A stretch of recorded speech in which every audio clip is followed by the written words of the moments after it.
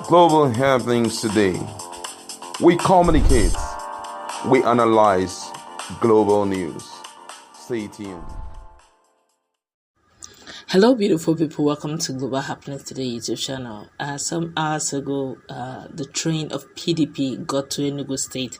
If you had listened to our previous video, you will notice that the person of former Senator Dino Malai took time to explain and list out those who were benefactors or beneficiaries of PDP. He mentioned Chimaroke Namani, he mentioned Ikwere Madu, he mentioned quite a whole number who, according to him, benefited from the platform of PDP. And that is as a result of the fallout between Atiku and the Enugu traditional rulers.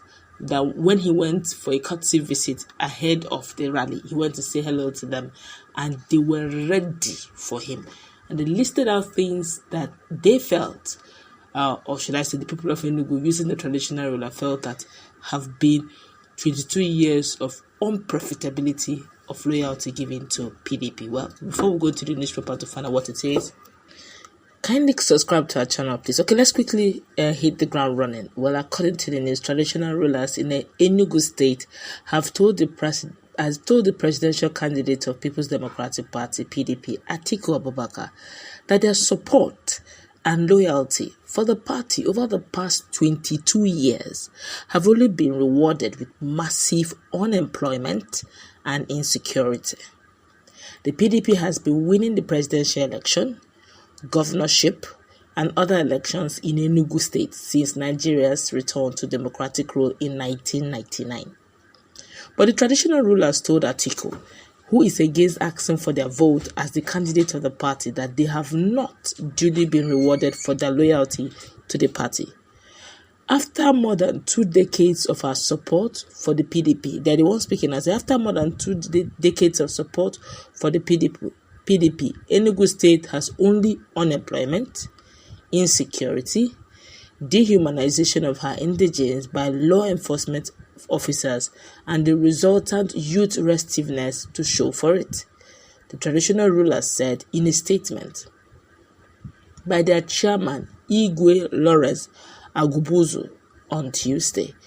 The statement was issued when Atiku visited the traditional rulers on a courtesy call before his campaign in the coal city.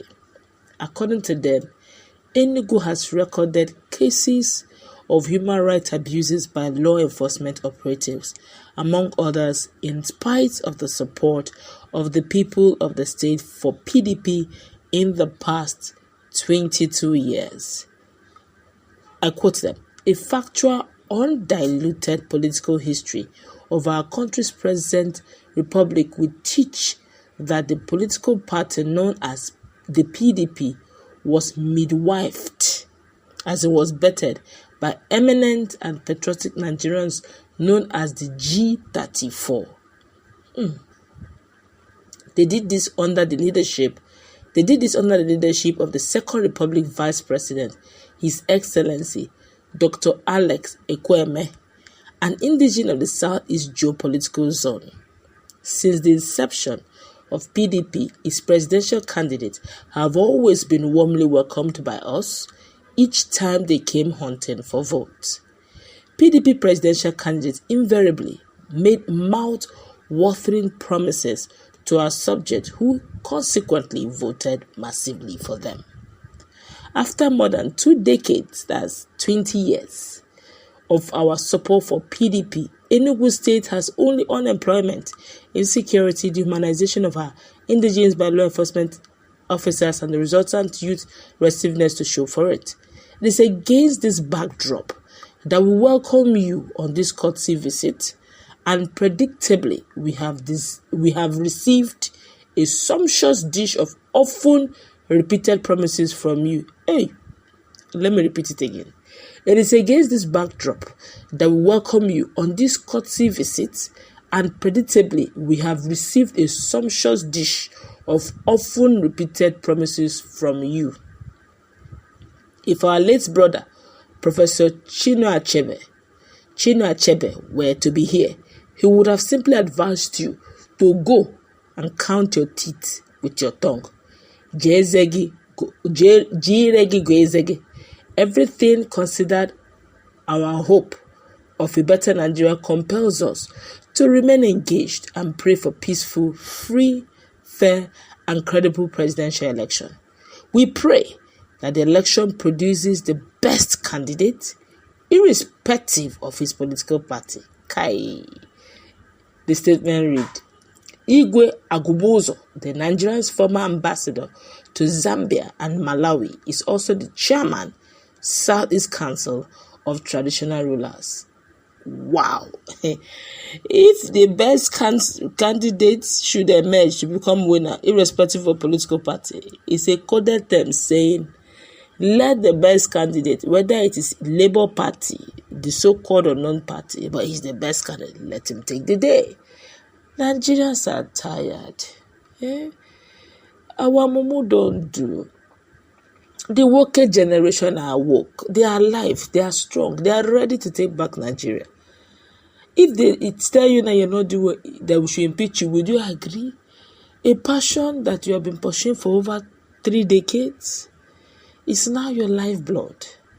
I guess this time around the traditional rulers have decided not to be standing on the fence, because if you sit on the fence, whether old Nigeria or new Nigeria, all of us are in this together. It used to be like teamwork. The wrong keeper, even no matter how you strike very well, but the wrong keeper, you're still going to be collecting the goals water. So the best is go with the best you have, your best 11, always. Because if you have even the best defender or the best keeper, if you don't have good striking force, you're going to be coming with goalless draw. So we can't be continuing like this because of some selfish interests of some certain persons. After you finish collecting some nice monies in Ghana must go, and the country remains backward. It is your people that will still bite you. The restiveness will not make you. Look at the level of insecurity. Look at the money, the Naira redesign.